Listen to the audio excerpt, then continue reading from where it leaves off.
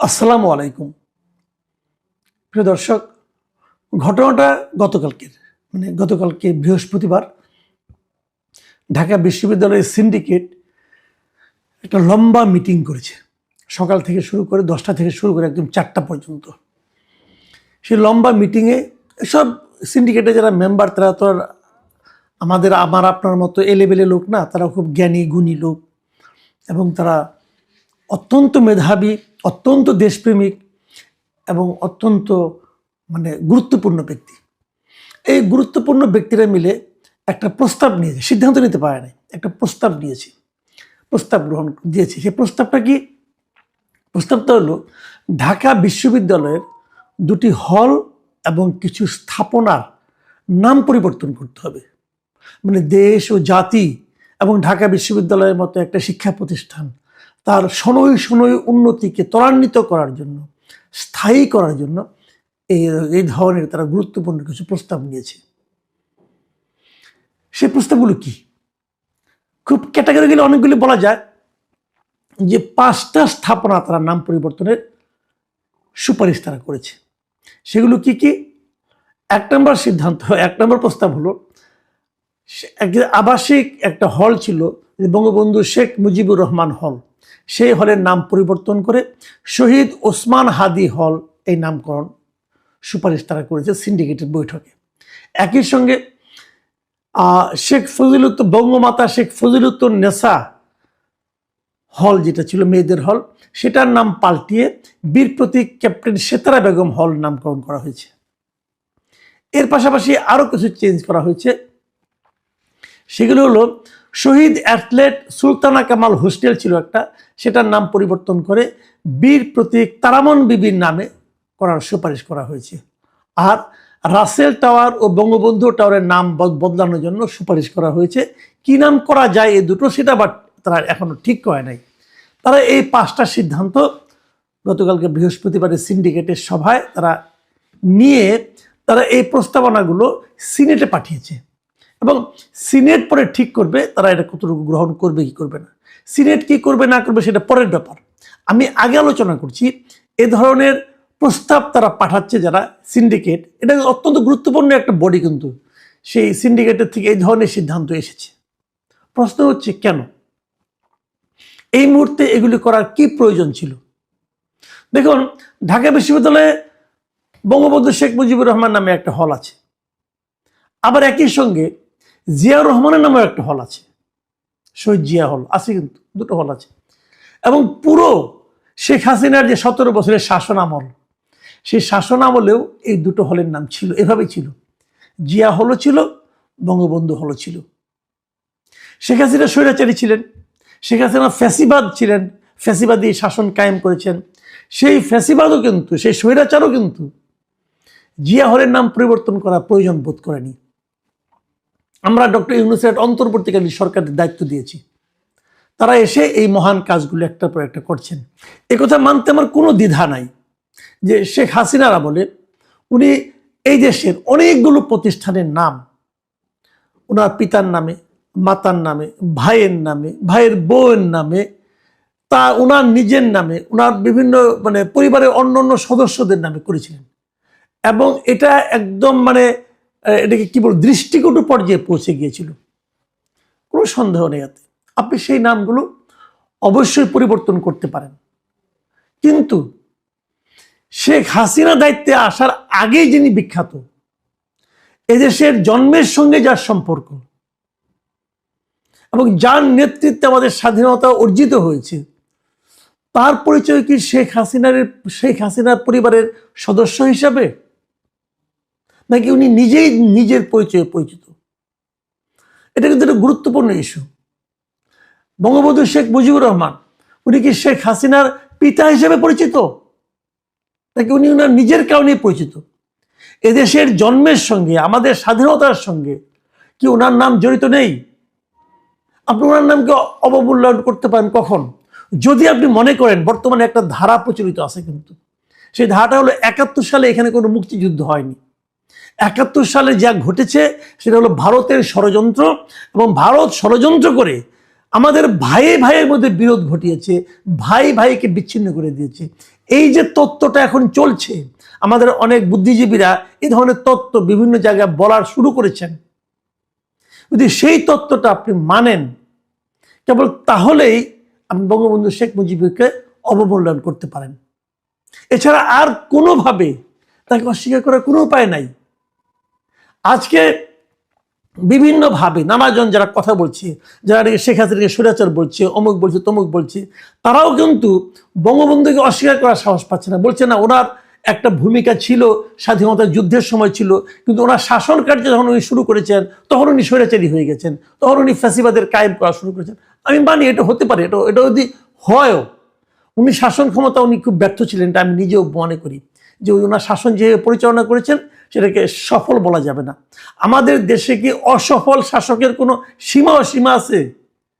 বঙ্গবন্ধু মারা গেছেন ৭৫ সালে। ভাবুন, বঙ্গবন্ধু মারা গেছেন ৭৫ সালে। ৭৫-এর পর এখন পর্যন্ত কত বছর হয়েছে ভাবুন একবার, আপনার ৫০ বছর হয়ে গেছে। এই ৫০ বছর তো বঙ্গবন্ধু নাই। এই সময় কে কি উন্নতি করছে ভাই বলেন? সেই উন্নতি কোথায়?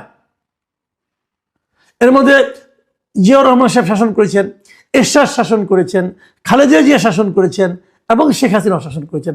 ঠিক আছে, সেখানে শেখ হাসিনা তার স্বৈরাচারী শাসন চালিয়েছেন ২০০৯ থেকে। ২০০৯-এর আগ পর্যন্ত তো মাত্র শেখ হাসিনা ৫ বছর ছিলেন, ৯৬ থেকে ২০০১। বাকি সময় তো অন্য সবাই ছিলেন। তারা কি করেছেন? দেশের কি উন্নতি করেছেন বলেন? সেই উন্নতি আপনি দেখেছেন? তো সবই চলেছে ধারাবাহিকভাবে। কেউ দেশটাকে বেহেশত বানিয়ে ফেলেনি, আবার কেউ দোজগও বানিয়ে ফেলেনি। দেশটা এরকমই চলেছে। আগামী যে যারা ক্ষমতায় আসবে তারাও দেশটাকে বেহেশত বানিয়ে ফেলবে না, তারাও দেশটাকে দোজগ বানিয়ে ফেলবে না। তারা তাদের মতো করেই চালাবে, ভালো মন্দ মিলিয়েই চলবে। হয়তো মন্দের ভাগ বেশি হবে, তখন আমরা গালাগালি করব। যদি ভালোর ভাগ বেশি হয় তখন সেটাকে আমরা দেখবো অথবা প্রশংসা করব। এই তো হবে রে ভাই, হয়তো মন্দই বেশি হবে। কিন্তু তার মানে এই না যে ৭৫ পর্যন্ত যিনি করেছেন এই জন্য তার নামই থাকা চলবে না, তার আগের সমস্ত কৃতিত্বকে আপনি বাতিল করে দিবেন। এটা তো ভাই হয় না, এটা তো হয় না। তো আপনি এখানে কার নাম ঢুকিয়েছেন? হাদির নাম ঢুকিয়েছেন। হাদিকে আমাদের যে জুলাই আন্দোলনটা হলো গত বছরে, সে আন্দোলনের কি হাদি কি বীর সৈনিক ছিল? সে আন্দোলনের সময় ওসমান হাদির নাম কেউ জানতো? ওসমান হাদি তো তার পরিচয় দিয়ে ইনকিলাব মঞ্চের প্রথম ওনাকে আবার জানলাম যখন নাকি ৩২তম ভাঙা হয়, তখন ওই সময় উনি প্রথম লাইমলাইটে আসলেন যে একটা ৩২তম ভাঙা হবে। উনি নিজে ফেসবুকে আহ্বান করলেন এবং তারপরে একটা সাংস্কৃতিক মঞ্চ করলেন উনি। তারপরে ওনাকে নির্মমভাবে হত্যা করা হয়েছে। ওনাকে আততায়ীরা মেরেছে না কে মেরেছে এটা নিয়ে আলোচনা চলছে, নানা রকম গবেষণা হচ্ছে, তদন্ত হচ্ছে। হয়তো এক সময় বিচার হবে, হয়তো সত্য উদ্ঘাটিত হবে, আমি জানি না কি হবে। অবশ্যই তার মৃত্যু মর্মান্তিক। তার মৃত্যুতে দেশের সমস্ত মানুষ আহত হয়েছে, আমি নিজেও আহত হয়েছি। কিন্তু তার মানে কি এই যে বঙ্গবন্ধু শেখ মুজিবের হলের নাম পরিবর্তন করে তার নাম দিতে হবে? এর মাধ্যমে কি হাদিকে সম্মানিত করা হলো নাকি হাদিকে অসম্মানিত করা হলো? আমি বলছি কি হবে। একটা সময় আসবে যখন আবার দেখবেন বঙ্গবন্ধু নাম পুনঃস্থাপিত হবে, তখন হাদির নাম সরিয়ে ফেলা হবে।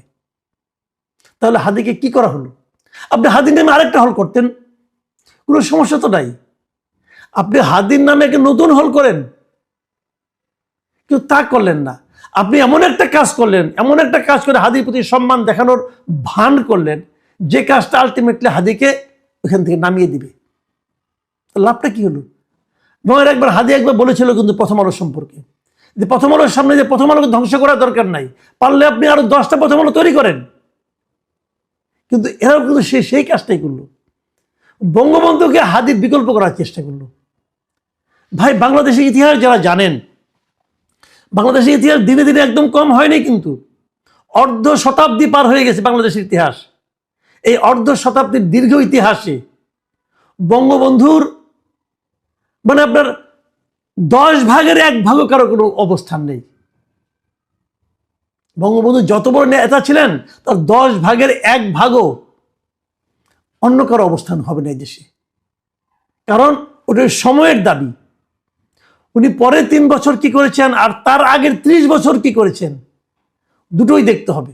একটা রাষ্ট্র নতুন একটা রাষ্ট্র জন্ম হওয়া, তার পেছনে যার যে ভূমিকা, সেই ভূমিকার পরের ভূমিকা এক না। সন্তান যে জন্ম দেয়, যে মাতা পিতা, তাদের যে ভূমিকা, আর পরে তার যে ধাত্রী হয়, স্কুল শিক্ষক হয়, প্রাইমারি শিক্ষক অথবা হাই স্কুলের শিক্ষক অথবা কলেজ শিক্ষক, সবারই অবদান আছে। কিন্তু জন্মের সময় মা বাবার যে অবদান, সেটাকে আপনি যদি অস্বীকার করেন, তাহলে তো আপনি জারজ হয়ে যাবেন ভাই। এই জিনিসটা মাথায় আছে কারো? বাবার নাম পরিবর্তন করা যায় না। আপনি অন্যদের নাম প্রতিস্থাপন করেন, অন্য নাম বসান, কোনো আপত্তি নাই, কিন্তু ওই নাম পাল্টিয়ে কেন? এটা হলো একটা মানসিকতা। এই মানসিকতা প্রমাণ কিন্তু আমরা আগের থেকে দেখছি, এই মানসিকতার প্রতিফলন আমরা দেখছি। এই 2024-এর জুলাই আন্দোলনের পর নতুন যে সরকার এসেছে, এই যে অন্তর্বর্তীকালীন সরকার এসেছে, তাদের প্রশ্রয়ে, তাদের আশকারায়, অথবা আমি বলবো তাদের প্ররোচনায় এই প্রজেক্ট চলছে। আপনাদের মনে আছে নিশ্চয়ই, এই বছরের প্রথম দিকে কুষ্টিয়া ইসলামী বিশ্ববিদ্যালয়ে, ওখানেও শেখ মুজিবুর রহমান নামে একটা হল ছিল। সেই হলের নাম পরিবর্তন করে আপনারা কি রেখেছেন? শাহ আজিজুর রহমান হল। ওখানকার সিন্ডিকেট কে? শাহ আজিজুর রহমান।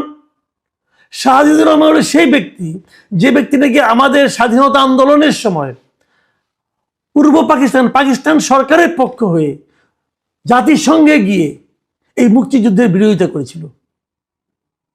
এর ডকুমেন্টেড, এটা কিন্তু বানিয়ে বলছে না। তার মানে কি? ওই সময় স্বাধীনতা যুদ্ধের সময় যিনি স্বাধীনতা যুদ্ধের মহানায়ক ছিলেন, তার পরিবর্তন করে আপনি স্বাধীনতার বিরোধিতাকারী, যিনি আন্তর্জাতিকভাবে যিনি ভূমিকা রেখেছেন, বিরোধিতা করেছেন, তার নাম প্রতিস্থাপন করেছেন। তার মানে আপনি বোঝাতে চেয়েছেন যে 71-এর যুদ্ধ, মুক্তিযুদ্ধের পক্ষের চেয়ে মুক্তিযুদ্ধের বিপক্ষে যিনি বিপক্ষ ছিলেন, তাকে প্রতিস্থাপন করতে হবে। আপনারা তো সেই কাজটাই করছেন রে ভাই। এই কাজ করার মাধ্যমে হয়তো অনেকে পেছনে আছেন, কেউ সামনে আছেন। যিনি পেছনে আছেন তাদের হয়তো আরো বড় কোনো লক্ষ্য আছে। আমি মনে করি এই ধরনের ঘটনা যখন আপনারা ঘটাবেন, আপনাদের সেই বড় লক্ষ্য অর্জনে আপনারা পিছিয়ে পড়বেন। আর যারা ঘটাচ্ছেন তাদের মূর্খতা দেখে আমার মাঝে মাঝে করুণা হয়। আর ঢাকা বিশ্ববিদ্যালয়, তাদের কথা কি বলবো, ভাবতে লজ্জা লাগে যে এই বিশ্ববিদ্যালয়ে একসময় আমিও পড়তাম। এত সংকীর্ণ হবে মানুষের দৃষ্টিভঙ্গি, এত সংকীর্ণ। দুদিন পরে দেখবেন আরেক দল আসবে, তারা এসে জিয়াউর রহমানের নাম পরিবর্তন করবে। আরেকটা ঘটনা বলে আমি শেষ করি এখানে।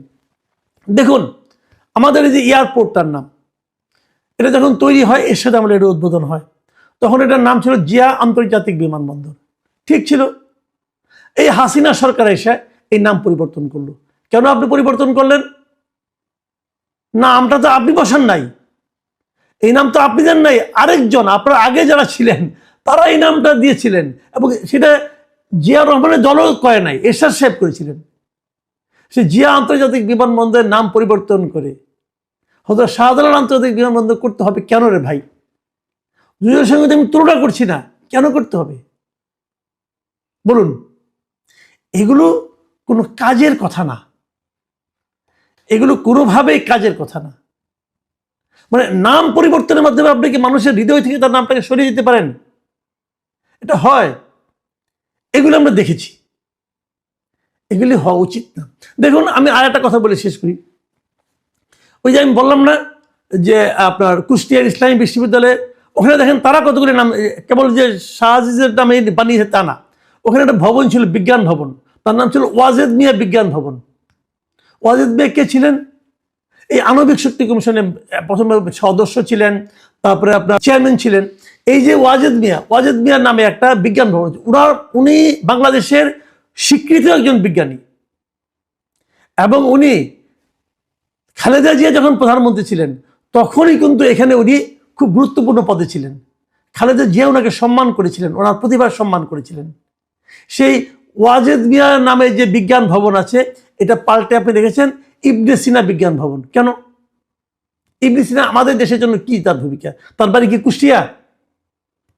বলেন আপনি, তার বাড়ি কি কুষ্টিয়া? হ্যাঁ, ইবনে সিনা মুসলিম বিশ্বের একজন বড় বিজ্ঞানী ছিলেন, কোনো সন্দেহ নাই। চিকিৎসা ক্ষেত্রে তার বড় ভূমিকা ছিল। ভাই, এই লোকের জন্ম হয়েছে সেই 10ম শতাব্দীতে, তার নামে ঠিক আছে, তার নাম রাখেন, তার নামে আরেকটা রাখেন। তো ওই ওয়াজেদ মিয়া কি ভুলটা করলো? ওয়াজেদ মিয়া শেখ হাসিনার হাজবেন্ড ছিলেন, এটা যেমন সত্য, পাশাপাশি এটাও সত্য ওয়াজেদ মিয়া জীবনে কোনোদিন শেখ হাসিনার পরিচয়ে পরিচিত হননি, জীবনে কোনোদিন না। উনার সঙ্গে আমার ব্যক্তিগত পরিচয় ছিল। ওয়াজেদ মিয়া নিজেকে শেখ হাসিনার হাজবেন্ড বলতে, প্রচার করতে অপছন্দ করতেন। ওনার এতটা পার্সোনালিটি ছিল, তো তারটা চেঞ্জ করতে হবে। এই যে সংকীর্ণতা, এই সংকীর্ণতা একটা জাতিকে অগ্রসর করে না। পৃথিবীর কোনো সংকীর্ণ জাতি অগ্রসর হতে পারে নাই। আমরা একটা উদ্ভট জাতি, অদ্ভুত জাতি। আমরা নিজেদেরকে সংকীর্ণ করতে ভালোবাসি, আমরা নিজেদেরকে বিভক্ত করতে ভালোবাসি, আমরা অপরের প্রশংসা না করে অপরের সমালোচনা করতে পছন্দ করি, অপরের নিন্দা করতে পছন্দ করি। এইভাবে একটা জাতি অগ্রসর হতে পারে না। কেবলমাত্র পশ্চাৎপদ মানসিকতা যাদের মধ্যে দৃঢ় একটা অবস্থান করে নিয়েছে, কেবল তাদের পক্ষেই এ ধরনের আত্মঘাতী সিদ্ধান্তগুলি নেওয়া সম্ভব। প্রিয় দর্শক, এখন এ পর্যন্তই। আল্লাহ হাফেজ।